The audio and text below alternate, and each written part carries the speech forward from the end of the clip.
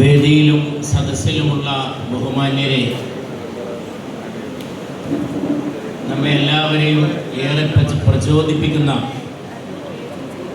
ഈ മഹാസദസ്സിൽ ആധ്യക്ഷ്യം നിർവഹിച്ചുകൊണ്ടിരിക്കുന്ന ഏറെ ആദരണീയനായിട്ടുള്ള അഭിവന്യ ഡോക്ടർ യൂഹാനോൻ മാർ ദിയസ്കോറോസ് മെത്രാപ്പോലീത്ത, മെത്രാസന സഹായ മെത്രാപ്പോലീത്ത അവർകളെ, ഈ മഹത്തായ സമ്മേളനം നമുക്കായി ഉദ്ഘാടനം ചെയ്തു തന്നിട്ടുള്ള അഭിവന്യനായിട്ടുള്ള ആദരണീയനായിട്ടുള്ള പരിശുദ്ധ ബസേലിയോസ് മാർത്തോമ മാത്യൂസ് തൃതീയൻ കാത്തോലിക്ക ബാവ ഇടവക മെത്രാപ്പോലീത്ത അവർകളെ, സ്വാഗതം ആശംസിച്ച എൻ്റെ ബഹുമാന്യ സ്നേഹിതൻ റവറൻ ഫാദർ തോമസ് ജോർജ് ഭദ്രാസന സെക്രട്ടറി അവർകളെ, ഇവിടെ ആദരിക്കപ്പെടുന്ന ഒട്ടേറെ കാരുണ്യ പ്രവർത്തനങ്ങൾക്ക് പിന്നിലെ ശക്തിയായി അല്പം മുമ്പ് എന്നോട് ബഹുമാനപ്പെട്ട മെത്രാപ്പോലീത്ത അവർകൾ തന്നെ വിശേഷിപ്പിച്ച് പറഞ്ഞ Shri K J Jacob chairman ABTEC അവർകളെ, ബഹുമാനപ്പെട്ട reverend father Bridget K Baby, Shri Binu K Cherian, കൗൺസിലംഗം, വേദിയിലും സദസ്സിലുമുള്ള ബഹുമാന്യരെ, തിരഞ്ഞെടുക്കപ്പെട്ട ജനപ്രതിനിധികളെ,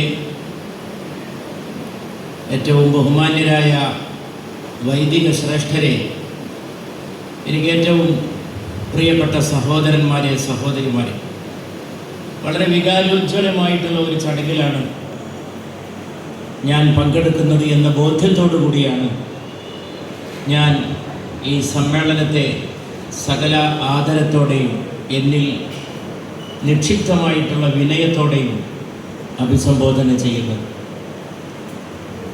ഇവിടെ ഒരു പ്രഭാഷണം ചെയ്യാനൊന്നുമല്ല ഞാൻ വന്നു നിൽക്കുന്നത്. എന്നെപ്പോലുള്ള ഒരാളതിന് യോഗ്യനുമല്ല. മാത്രവുമല്ല, ഇവിടെ ഇരിക്കുന്നതൊക്കെ വളരെ വലിയ പ്രമുഖ വ്യക്തിത്വങ്ങളാണ്, വലിയ ആദരണീയരായിട്ടുള്ള വ്യക്തിത്വങ്ങളാണ്. ഞാൻ പറയാതെ നിങ്ങൾക്കെല്ലാവർക്കും അറിയാം. അവരുടെ വലിയ വാക്കുകൾക്കപ്പുറത്ത് എനിക്കൊന്നും പറയാനില്ല. വിശേഷിച്ചും ഞാൻ ബഹുമാനപ്പെട്ട അധ്യക്ഷൻ്റെ പ്രസംഗം, സ്നേഹത്തോടു കൂടിയുള്ള വാക്കുകൾ സശ്രദ്ധം ശ്രവിക്കുകയായിരുന്നു. വളരെ സ്നേഹത്തോടു കൂടി പറഞ്ഞ ആ വാക്കുകൾ നമ്മുടെ എല്ലാവരുടെയും ഹൃദയത്തെ സ്പർശിക്കുന്ന വാക്കുകളാണ്. ഇതിനു മുമ്പൊരിക്കൽ ബഹുമാനപ്പെട്ട അധ്യക്ഷൻ മെത്രാസന സഹായ മെത്രാപ്പോലീത്ത അവറുകളായി ഇവിടുത്തെ പ്രവർത്തനങ്ങൾക്ക് വേണ്ടതായിട്ടുള്ള നേതൃത്വം നൽകുന്ന അവരോടൊപ്പം ചന്ദനപ്പള്ളിയിലൊരു പരിപാടിയിൽ പങ്കെടുത്തത് എൻ്റെ മനസ്സിൽ നിന്ന് ഒരിക്കലും മായാത്ത ചിത്രമാണ്. അതുമാത്രമല്ല, അന്ന് അവിടെ പങ്കെടുത്ത പരിപാടി പിന്നീട് എത്രയോ മലയാളി സഹോദരങ്ങൾ സോഷ്യൽ മീഡിയയിലൂടെ ഞങ്ങളുടെ അന്നത്തെ ആ കൂടിക്കാഴ്ചയും അവിടുത്തെ സംവാദങ്ങളും പരസ്പരമുള്ള ഹൃദയം കൈമാറിക്കൊണ്ടുള്ള നിമിഷങ്ങളും എല്ലാം എത്രയോ പേര് കാണുകയും കേൾക്കുകയും എന്നോട് അതേക്കുറിച്ച് നല്ല വാക്കുകൾ പറയുകയും ഉണ്ടായത് ഞാനിവിടെ നിൽക്കുമ്പോൾ പ്രത്യേകിച്ച് ഓർക്കുന്നു. ഇന്ന് ആദരണീയനായ ഇടവക മെത്രാപ്പോലീത്ത അവകൾ ചെയ്തിട്ടുള്ള അധ്യക്ഷ പ്രസംഗം, ഉദ്ഘാടന പ്രസംഗം യഥാർത്ഥത്തിൽ വളരെ തപിക്കുന്ന നെഞ്ചോടുകൂടിയാണ് ഞാൻ കേൾക്കുകയുണ്ടായത്. അതിലെ ഓരോ വാക്കും വളരെ ഹൃദയത്തെ സ്പർശിക്കുന്ന വാക്കായിട്ട് ഞാൻ ഏറ്റെടുക്കുകയാണ് ഉണ്ടായത്. ഏതോ ഒരു രാജ്യാന്തര വേദിയിൽ, ഒരു ഇൻ്റർനാഷണൽ ഫോറത്തിൽ ചെയ്യുന്ന ഒരു പ്രസംഗം പോലെ എനിക്ക് ആ പ്രസംഗത്തിലെ ഓരോ വാക്കുകളും അനുഭവപ്പെടുകയുണ്ടായി. മതം, സംസ്കാരം, രാഷ്ട്രീയം, കല, സാഹിത്യം ഇതെല്ലാം മനുഷ്യന് വേണ്ടി അർപ്പിക്കപ്പെട്ടതായിരിക്കണം എന്നാണ് എൻ്റെ എക്കാലത്തെയും ഏറ്റവും സുചിന്തിതമായിട്ടുള്ള വീക്ഷണം, വിശ്വാസം. എല്ലാം മനുഷ്യന് വേണ്ടിയാണ്. ദൈവം ഇതെല്ലാം സൃഷ്ടിച്ചിട്ടുള്ളതും സമർപ്പിച്ചിട്ടുള്ളതും മനുഷ്യന് വേണ്ടി തന്നെയാണ്. ആകെ മനുഷ്യൻ്റെ ആകെ നന്മയാണ് ദൈവം ഉദ്ദേശിച്ചിരിക്കുന്നത്. നമുക്കെല്ലാവർക്കും അതറിയാം. ആ നന്മ ലോകത്ത് നിലനിർത്തുവാൻ വേണ്ടി വളരെ പാടുപെടേണ്ട ഒരു കാലഘട്ടത്തിലൂടെയാണ് നാം കടന്നുപോയിക്കൊണ്ടിരിക്കുന്നത്. അതുപോലുള്ള ഒരു സമയത്ത് കാലത്തെ അഭിസംബോധന ചെയ്യാൻ കഴിയുന്നവരാണ് യഥാർത്ഥത്തിൽ കടമ നിർവഹിക്കുന്നത്. കാലത്തെ അഭിസംബോധന ചെയ്യാനായിട്ട് സാധിക്കണം. തിരുനബിയുടെ മുഹമ്മദ് നബിയുടെ സല്ലല്ലാഹു അലൈഹി വസല്ലം ഒരു തിരുവചനം ഞാൻ ഓർത്തു പോകുന്നു. അറിവുകളിൽ വെച്ച് ഏറ്റവും ശ്രേഷ്ഠമായ അറിവ് അവസ്ഥ അറിയലാണ് എന്നാണ് നബിവചനം. അഫ്ദലുൽ ഉലൂമി ഇൽമുൽ ഹാൽ എന്നാണ് അറബിയിൽ പറഞ്ഞിരിക്കുന്നത് തിരുനബി സല്ലല്ലാഹു അലൈഹി വസല്ലം. അറിവുകളിൽ വെച്ച് ഏറ്റവും ശ്രേഷ്ഠമായ അറിവ് അവസ്ഥ മനസ്സിലാക്കലാണ്, സാഹചര്യം മനസ്സിലാക്കലാണ്, വസ്തുസ്ഥിതി മനസ്സിലാക്കലാണ്. നാം ജീവിക്കുന്ന ലോകം, നമ്മുടെ സമൂഹം, നമ്മുടെ ചുറ്റുവട്ടത്തെ പ്രശ്നങ്ങൾ, ചുട്ടുകൊള്ളുന്ന പ്രശ്നങ്ങൾ, ഇതിനെതിരെ മുഖം തിരിഞ്ഞു നിൽക്കാൻ യഥാർത്ഥത്തിൽ ആത്മാർത്ഥതയുള്ള ആർക്കും സാധിക്കുകയില്ല. മതരംഗത്താകട്ടെ, രാഷ്ട്രീയ രംഗത്താകട്ടെ, മറ്റു സാമൂഹിക വ്യവഹാരങ്ങളുടെ, സാംസ്കാരികമായിട്ടുള്ള പ്രവർത്തനങ്ങളുടെ ഏത് വേദിയിൽപ്പെട്ടവരാകട്ടെ, അവർക്കൊന്നും തന്നെ ഈ സാഹചര്യത്തോട് മുഖം തിരിഞ്ഞു നിൽക്കാൻ സാധിക്കില്ല. വലിയ ഒരു ക്രൈസ്തവ സഭയുടെ അധിപൻ, അതിൻ്റെ വലിയൊരു നായകൻ എന്ന നിലയിൽ അഭിമതനായ ഇടവക മെത്രാപ്പൊലീത്ത അവர்கள் ഇവിടെ ഇന്ന് നടത്തിയിട്ടുള്ള ആ സംസാരം തീർച്ചയായും ഈ സാഹചര്യം മനസ്സിലാക്കിക്കൊണ്ടുള്ളതാണ്.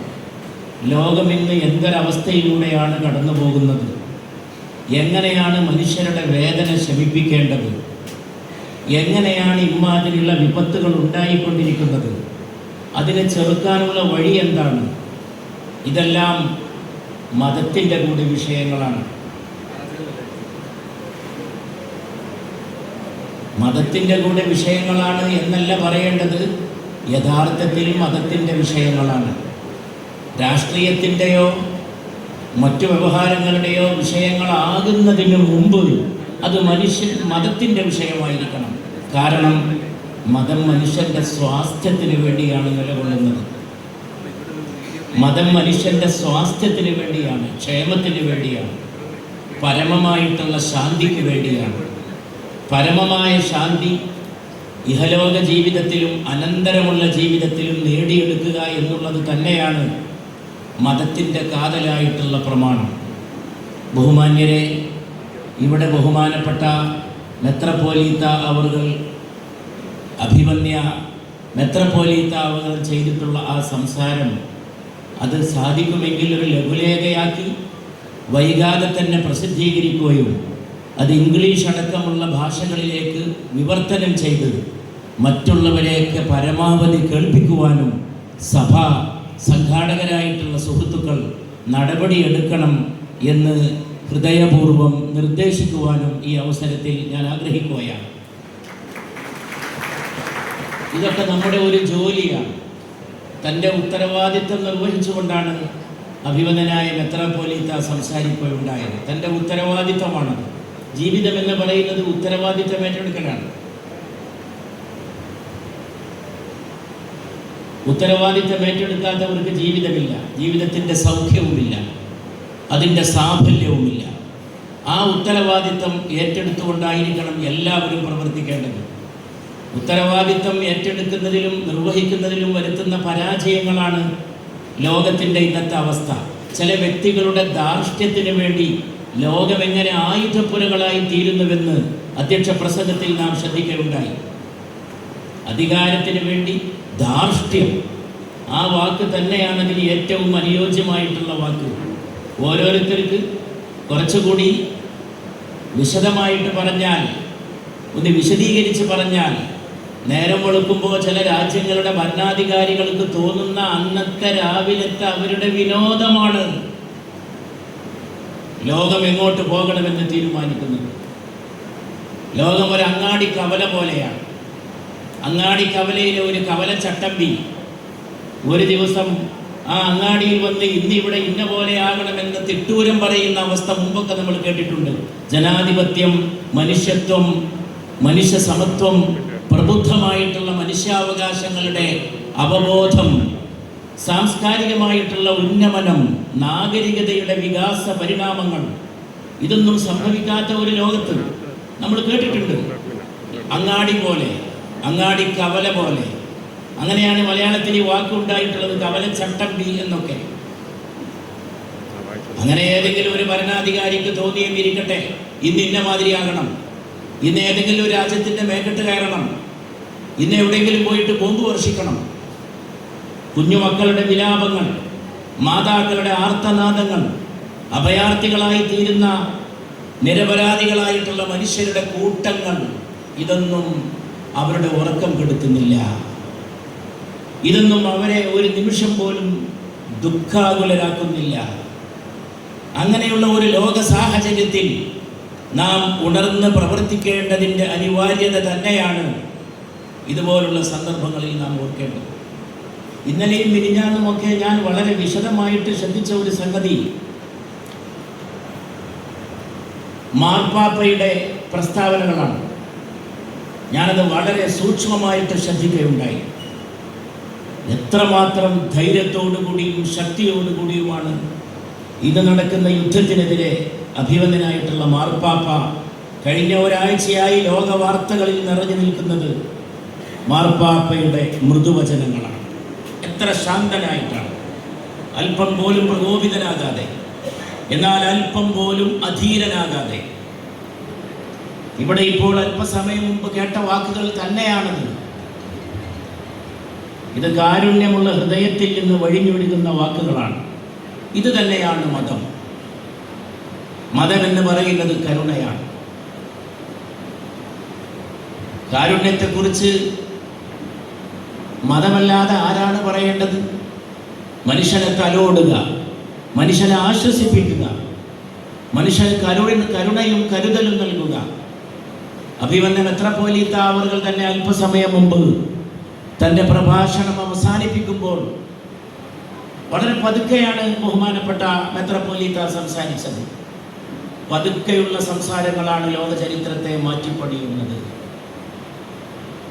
ബഹളമയമായ ശബ്ദഘോഷങ്ങളല്ല എന്ന് ഞാൻ ഉറപ്പിച്ചും തറപ്പിച്ചും പറയുന്നു. അതിനൊക്കെ അല്പായുസ് മാത്രമേ ഉള്ളൂ. രോഷപ്പെട്ടുകൊണ്ട് മുഴക്കപ്പെടുന്ന വലിയ ബഹളങ്ങൾക്ക് അധികം ആയുസില്ല. ഓട്ടപാത്രങ്ങൾ ഒച്ച വെക്കുന്നു എന്ന് ഇംഗ്ലീഷ് ഭാഷയിലുള്ള പഴമൊഴി എൻ്റെ ബഹുമാനപ്പെട്ട സഹോദരങ്ങൾ കേട്ട് കാണും. ഓട്ടപാത്രങ്ങൾ ഒച്ച വെക്കുന്നു, നിറഞ്ഞ പാത്രങ്ങൾ ശബ്ദമുണ്ടാക്കുകയില്ല. നിറഞ്ഞ പാത്രങ്ങൾ ശബ്ദമുണ്ടാക്കുകയില്ല. ഇന്ന് ലോകത്ത് സ്വരത്തിന് പകരം അപസ്വരമാണ്, ശ്രുതിക്ക് പകരം അപശ്രുതിയാണ്, താളത്തിന് പകരം അവതാളമാണ്. ആലോചിച്ച് നോക്കൂ, താളം ഒരു സംഗീതത്തിൽ നിന്ന് ഉണ്ടായിട്ടുള്ള വാക്കാണ്. താളം, രാഗം, താളം, മേളം, ഇതൊക്കെ സംഗീതവുമായിട്ട് ബന്ധപ്പെട്ടിട്ടാണ് ഈ പദങ്ങളുടെ പ്രയോഗം ഉൽപ്പത്തി കൊണ്ടിട്ടുള്ളത്. താളം. പക്ഷേ അവതാളം എന്ന വാക്ക് സംഗീതത്തിൽ മാത്രമല്ല നാം ഉപയോഗിക്കുന്നത്. നാം നമ്മുടെ നിത്യജീവിതത്തിൽ ഉപയോഗിക്കുന്ന ഒരു വാക്കാണത്. ആകെ അവതാളത്തിലായി, അത് അവതാളത്തിലായി. താളം തെറ്റുമ്പോഴാണ് അവതാളം. അതുകൊണ്ട് ഈ പ്രപഞ്ചത്തിൽ ഒരു താളമുണ്ട്. ആ താളം ദൈവകൽപ്പിതമാണ്. ദൈവകൽപ്പിതമാണ്. എല്ലാ മതവിശ്വാസികളും ഇത് വിശ്വസിക്കുന്നു എന്നാണ് ഞാൻ മനസ്സിലാക്കുന്നത്. അല്ലെങ്കിൽ വിശ്വസിക്കാൻ അവർ നിർബന്ധിതരാണ്. വിശ്വസിക്കുന്നില്ലെങ്കിൽ ഇത് അവരുടെ കുഴപ്പം. ഈ ലോകത്തിനൊരു താളമുണ്ടെന്നും താളനിബദ്ധമായിരിക്കണം ജീവിതമെന്നും പരസ്പരമുള്ള ഒരു താളത്തെ, താളത്തിൻ്റെ പാരസ്പര്യത്തെ മാനിച്ചുകൊണ്ട് വേണം ഈ ഭൂമുഖത്ത് എല്ലാവരും ജീവിക്കാനെന്നും ദൈവം നിർണയിച്ചിട്ടുള്ളതാണ്. യഥാർത്ഥത്തിൽ പ്രപഞ്ചത്തിലെ വ്യത്യാസങ്ങൾ പോലും ദൈവകൽപ്പിതമാണ്. വ്യത്യാസമാണ് ഈ ലോകത്തെ ഇത്ര സുന്ദരമാക്കി തീർക്കുന്നത്. അഭിവന്ദനായ അധ്യക്ഷൻ സഹായ മെത്രാപ്പോലീത്ത അവർ സംസാരിച്ചു കൊണ്ടിരുന്നപ്പോൾ 2-3 പദങ്ങൾ ആവർത്തിച്ചുപയോഗിക്കുകയുണ്ടായി.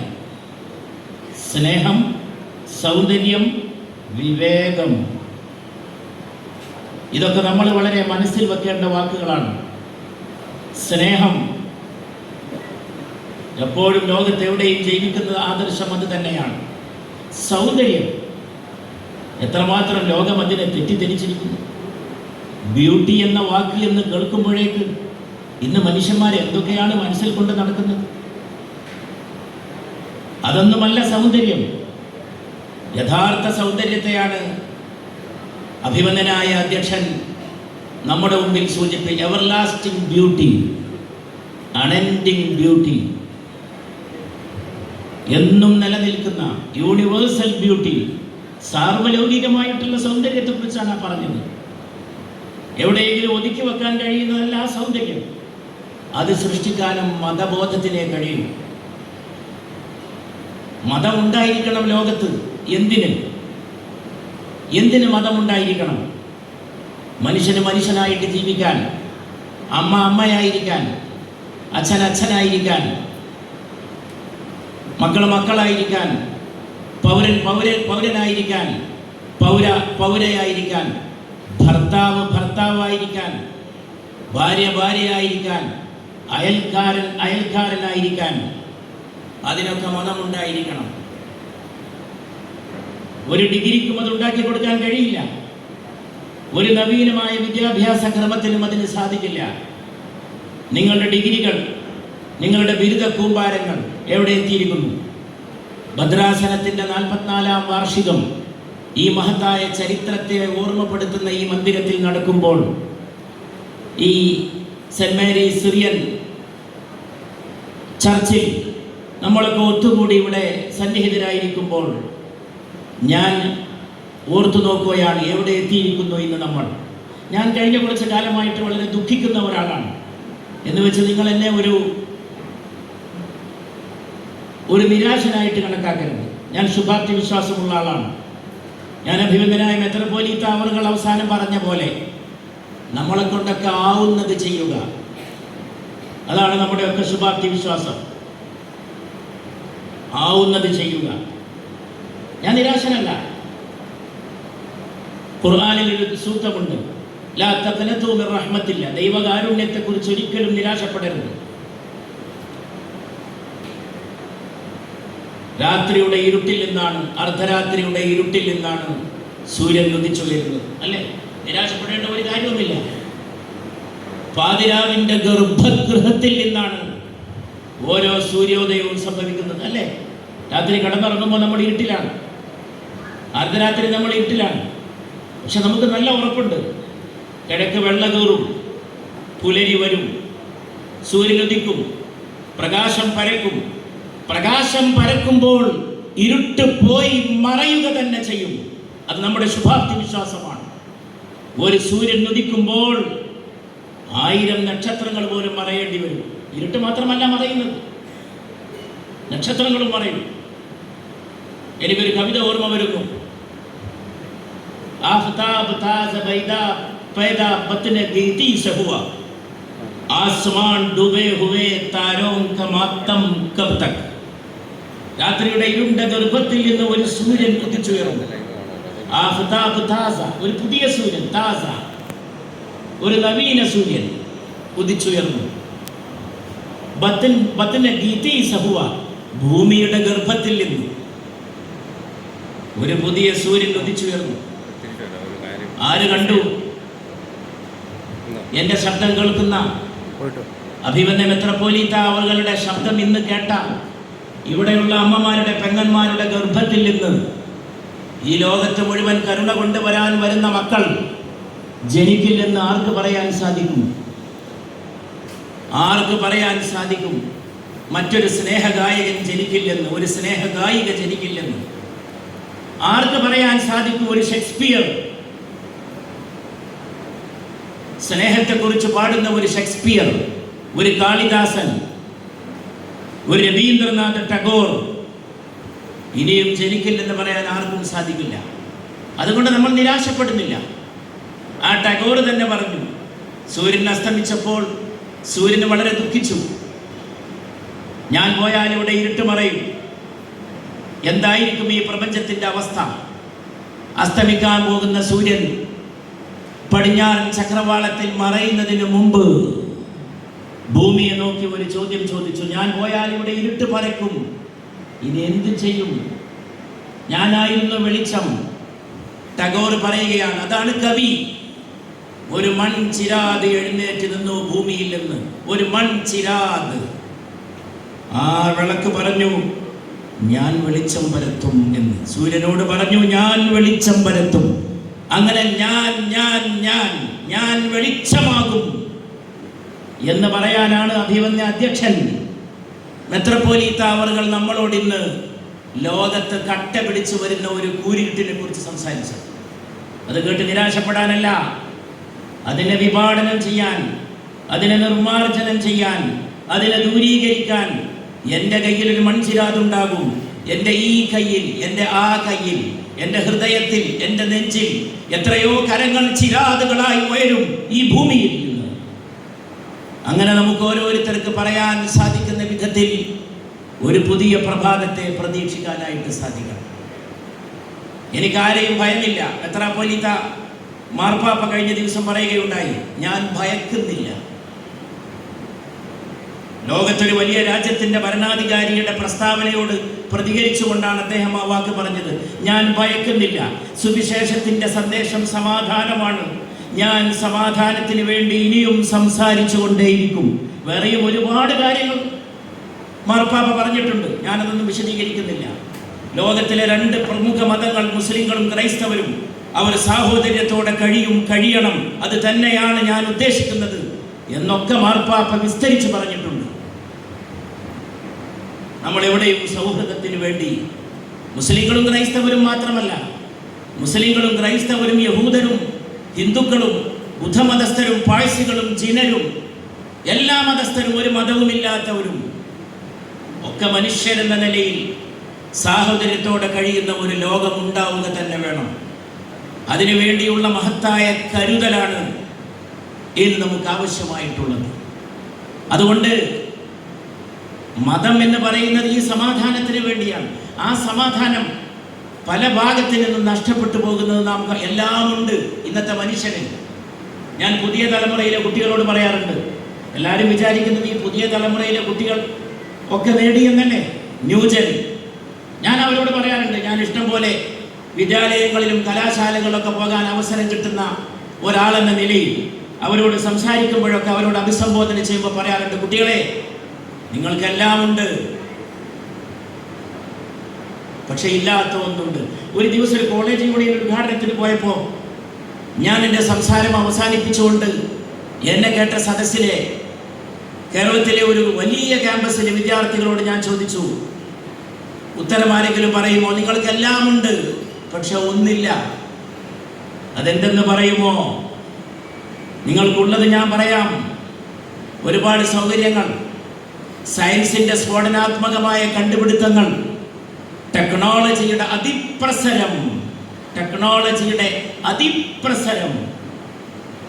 കളക്റ്റീവായിരിക്കണം ലോകം. കളക്ടിവിറ്റി ആയിരുന്നു ലോകം, ഇന്ന് കണക്ടിവിറ്റിയായി മാറി ലോകം. പ്രിയപ്പെട്ടവരെ, കളക്ടിവിറ്റി ഇംഗ്ലീഷിലെ നല്ലൊരു വാക്കാണ്. കളക്റ്റീവ് എന്ന് പറഞ്ഞാൽ യോജിച്ച്, ഒന്നിച്ച്, കളക്റ്റീവായി. അതിന്ന് കണക്ടിവിറ്റിയാക്കി മാറ്റി. കണക്ഷൻ. ഒരു ദിവസം നെറ്റ് ഇല്ലാതെയായാൽ, ഉറങ്ങാൻ പോകുമ്പോൾ ഇന്റർനെറ്റ് ഇല്ലാതെയായാൽ, പുലരുമ്പോൾ ഇന്റർനെറ്റ് ഇല്ലാതെയായാൽ, ആ ഇന്റർനെറ്റ് മനുഷ്യനെ ഏതിലേക്കൊക്കെ വഴി കാണിക്കുന്നുവെന്ന് ചോദിച്ചാൽ ഞാൻ പറയാം, ഈ കഴിഞ്ഞ ദിവസം ഒരു മലയാളി പയ്യൻ ആത്മഹത്യ ചെയ്തു. ആത്മഹത്യയിൽ ഇന്ന് കേരളം മുമ്പിലാണ്. ഇന്ത്യയിലെ മറ്റു സംസ്ഥാനങ്ങളെക്കാൾ 3 ഇരട്ടിയാണ് കേരളത്തിൽ ആത്മഹത്യയുടെ നിരക്ക്. അതായത് കുറച്ച് വർഷം മുമ്പുള്ള കണക്കനുസരിച്ച്, ഇപ്പോൾ ലേറ്റസ്റ്റ് എനിക്ക് അറിഞ്ഞൂടാ, ഞാൻ റെഫർ ചെയ്തിട്ടില്ല, ഒരു സ്റ്റേറ്റിൽ 9 ആൾ ആത്മഹത്യ ചെയ്യുമ്പോൾ കേരളത്തിൽ 27 പേരാണ്. പക്ഷെ ലേറ്റസ്റ്റ് ആയ മറ്റൊരു കണക്ക് ഞാൻ പറയാം. 2030 വന്നാൽ കേരളത്തിൽ ഹൃദ്രോഗികളെക്കാൾ കൂടുതൽ വിഷാദ രോഗികളായിരിക്കും. മനസ്സിലായല്ലോ? അത്ര പറഞ്ഞാൽ മതിയല്ലോ. 2030 വന്നാൽ കേരളത്തിൽ ഹൃദ്രോഗികളെക്കാൾ കൂടുതൽ വിഷാദ രോഗികൾ. എല്ലാം ഉണ്ട്, പക്ഷെ എന്തോ ഒന്നില്ല. Everything is there, but there is the void of something. Something is missing. Something very valuable, very precious, very important. The very essence, the very basis, that is missing. അടിസ്ഥാനപരമായ എന്തോ ഒന്ന് നഷ്ടപ്പെടുന്നു.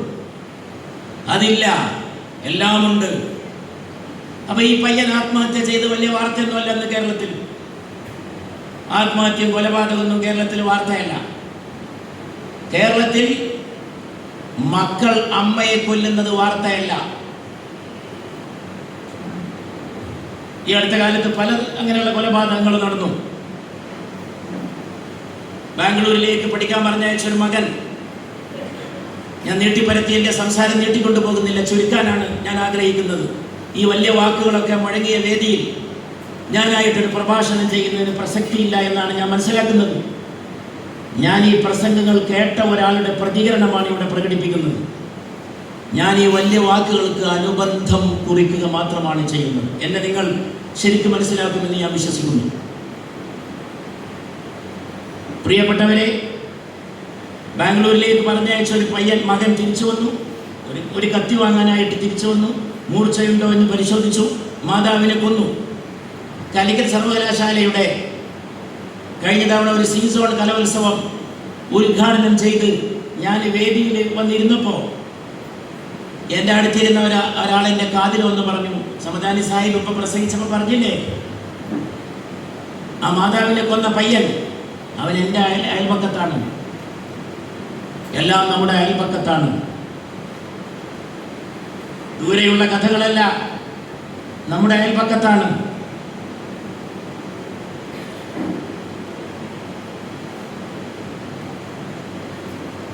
പക്ഷേ ഞാനന്ന് ഖത്തറിൽ ഒരു പരിപാടിക്ക് പോയതായിരുന്നു. നമ്മുടെ നടൻ, കലാകാരനായിട്ടുള്ള, സാമൂഹികമായിട്ട് ഇടപെടുന്ന കലാകാരനായിട്ടുള്ള സലീം കുമാർ, ഞങ്ങൾ ഒന്നിച്ചൊരു പരിപാടി പങ്കെടുക്കാൻ പോയതാണ്. അപ്പോഴാണ് ഞാൻ ഈ വാർത്ത കേൾക്കുന്നത്.